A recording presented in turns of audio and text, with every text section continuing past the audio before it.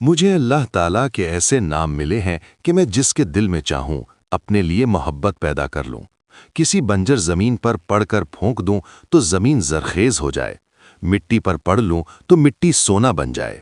ये तोहफा मुझे मिला था हजरत ख्वाजा ओवैस करनी रहमतुल्लाह अलैह से। सदियों से मैं किसी ऐसे शख्स की तलाश में हूं जिसे मैं ये अमानत दे सकूं। मुझे मेरे एक दोस्त ने बताया कि आप यहां तबकली के कब्रिस्तान में मिलेंगे। मेरा दोस्त, आप शायद उसे बावर्ची जिन कहते हैं। जी बिल्कुल। मेरे दिल में एक अजीब सी परेशानी थी कि इंसानों में इतने बुजुर्ग गुजरे हैं जिन्होंने सहाबाए कराम की रिवायात को जमा किया है। इसके अलावा इन लोगों की रिवायात जमा की जिन्होंने सहाबाए कराम से कुछ सुना। लेकिन बहुत सी चीजें ऐसी हैं जो सिर्फ जिन्नात के सीनों में मौजूद है। कितने जिन्नात ऐसे हैं जो सहाबाए कराम की महफिल में जाया करते थे और उन्होंने वो मोती चुने हैं जो किसी इंसान और किसी किताब तक नहीं पहुंचे। लेकिन अब मुझे तसल्ली है कि आपने जिन्नात की इन रिवायात को अपने पास जमा किया, क्योंकि जो तोहफा मैं आपको बताने जा रहा हूं वो शायद किसी इंसान ने ख्वाजा उवैस करनी रहमतुल्लाह अलैह से ना सुना हो, ना उसे किसी किताब में नकल किया हो। जी जरूर बताएं, मैं भी आपको एक तोहफा दूंगा। मेरे पास एक ऐसा अनोखा अमल है जो मुझे एक जिन ने बताया था। वो जिन क्या था? बस राजों का एक जहान था। मेरी सारी जिंदगी जिन्नात के साथ गुजरी है, लेकिन जो कायनात के राज मुझे उन्होंने बताए और जो मुझे उस पर हैरत हुई, कई दिनों तक मैं उसके ख्याल से बाहर ना आ सका। उन्होंने मुझे 3 ऐसे तोहफे दिए जो मुझे इस दुनिया में शायद हर चीज से ज्यादा अजीज हैं। पहले आप अपनी बात जारी रखें, फिर मैं आपको अपनी कहानी बताता हूँ। चलें, तो मैं अपना वाकया शुरू करता हूँ। मेरी जिंदगी में जो कमाल आपको नजर आ रहा है, ये हमेशा से ऐसे नहीं था। आज से तकरीबन 1400 साल पहले मैं एक छोटा सा ताजिर था। इंसानों के दरमियान रहता और इंसानी शक्ल में उनके साथ तिजारत करता था। मैं मक्का से खजूरें खरीदकर मुख्तलिफ शहरों में बेचकर अपना गुजर बसर करता था। कितने महीने की भाई, तुम जो ये माल लाते हो, क्या जायका है इसका? मैंने तुमसे कितनी बार गुजारिश की है कि मुझे ये खजूरें ज़्यादा मिक़दार में ला दो, मैं तुम्हें मुंह मांगी कीमत दूंगा। फिलहाल मेरे पास इतने वसाइल नहीं हैं कि तिजारत के लिए ज़्यादा माल लाऊं। काफ़ी अरसा ऐसे चलता रहा। फिर एक दिन एक अजीब वाक़या हुआ। भाई, इतना अरसा हो गया मैं देख रहा हूं आप मेरी दुकान से खजूरें खरीद कर तिजारत कर रहे हैं। मेरे पास आपके लिए एक पेशकश है। मेरे कुछ मुलाजिम हैं, वो भी खजूरें लेकर जाते हैं, लेकिन मुझे इन पर एतबार नहीं है। आप मुझे ईमानदार लगते हो। कब तक ये छोटी तिजारत करते रहोगे? मेरे काफले को अपनी निगरानी में ले जाओ, मैं इसका अच्छा मुआवजा दूंगा। मुझे ये पेशकश पसंद आई। मसला ये था कि मुझे इसके काफले के साथ इंसानी शक्ल में रहना था। किसी को नहीं पता था कि मैं एक जिन हूं। बस फिर मैं काफले को लेकर यमन की तरफ निकल गया। उस्ताद, ये काफला काफी भरा हुआ नजर आ रहा है। आपकी इजाजत हो तो धावा बोल दें। नहीं छोटे, ये लोग अभी खजूरों से लदे हुए हैं। इनके पास माल नहीं होगा। इन्हें वापस आने दो, फिर इन पर हमला करते हैं। आप पहले कभी यमन गए हैं? हाँ, कई बार गया हूं। तो आपने ख्वाजा उवैस करनी से तो मुलाकात की होगी। नहीं, वो कौन है? फिर मुझे उसने बताया कि वो कौन हस्ती है, अल्लाह ने उनको क्या रूहानी दुनिया अता फरमाई है। अगर तुम्हारी जिंदगी में कभी कोई मसला आए तो उनसे रहनुमाई लेना, जरूर आपकी मदद करेंगे। खैर, हम सफर करते करते यमन पहुंच गए। वाह भाई वाह, ये हुई ना बात। आज तो तुमने खुश कर दिया। मुझे ऐसी खजूरें कहीं नहीं मिलती। मैं तुम्हें इसकी दुगनी रकम अदा करूंगा। बस तुम जब भी खजूर लाओ तो मुझे ही बेचना। ये मेरे पास 3 खच्चर हैं। इन पर अभी जितने दरहम हैं ये तुम ले जाओ, इन खच्चरों समेत। बहुत शुक्रिया जनाब, इतना मुनाफा, इतना तो कभी हमें जिंदगी में नहीं हुआ। लेकिन एक मसला है, वापसी पर इतने माल की हिफाजत मुश्किल हो जाएगी। आजकल रास्तों में काफी लुटेरे मौजूद होते हैं। हाँ, बात तो सही है, लुटेरों का खतरा तो होगा। आप लोग आराम करें, मैं इसका कोई हल ढूंढता हूं। मैं अगर अकेला होता तो वहां से उड़कर आ जाता, लेकिन सारे काफले को साथ लाना था। तब मैंने सोचा मैं जाकर ख्वाजा अवैस करनी रहमतुल्लाह अलैह से मिलता हूँ, उनसे इस मसले के हवाले से रहनुमाई लेता हूँ।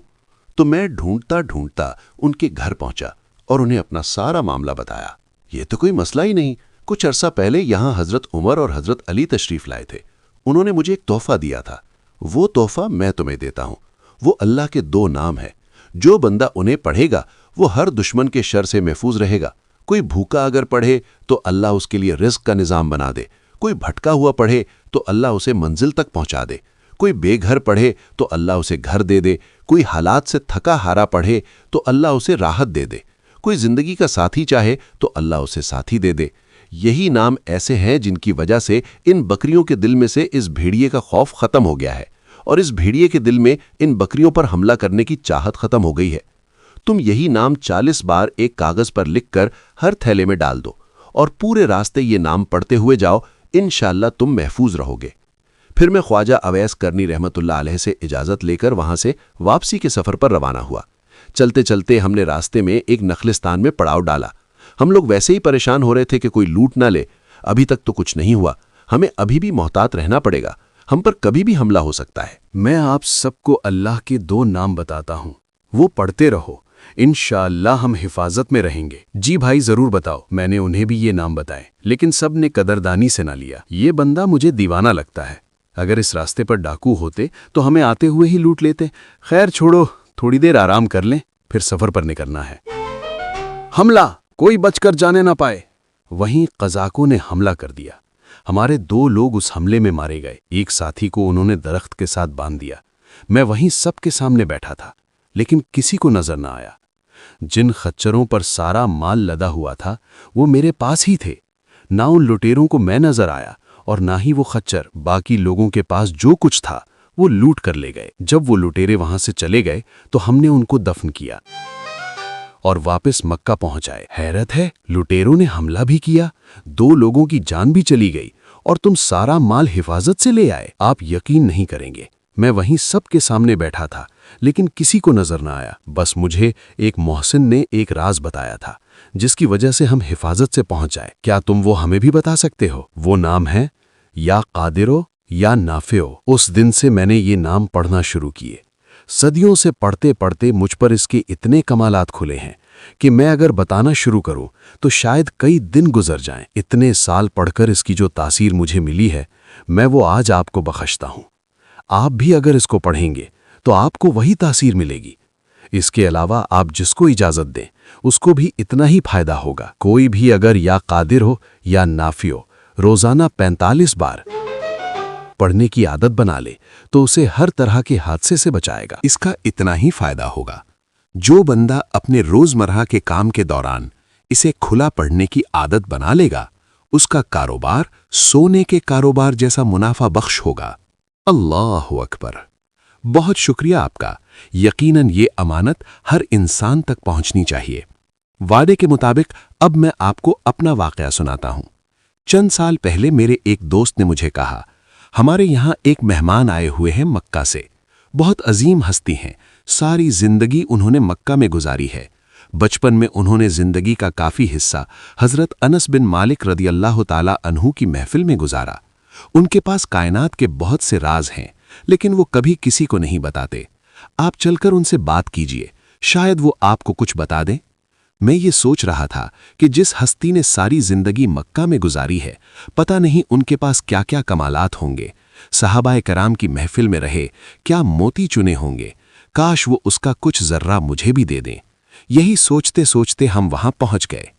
آئیے آئیے علامہ صاحب، آپ مجھے جانتے ہیں؟ میں آپ کو بھی جانتا ہوں، آپ کے والدین کو بھی جانتا ہوں۔ آپ چاہیں تو میں آپ کو ان کے نام بھی بتا سکتا ہوں۔ مجھے یہ بھی پتا ہے کہ آپ یہاں کس نیت سے آئے ہیں۔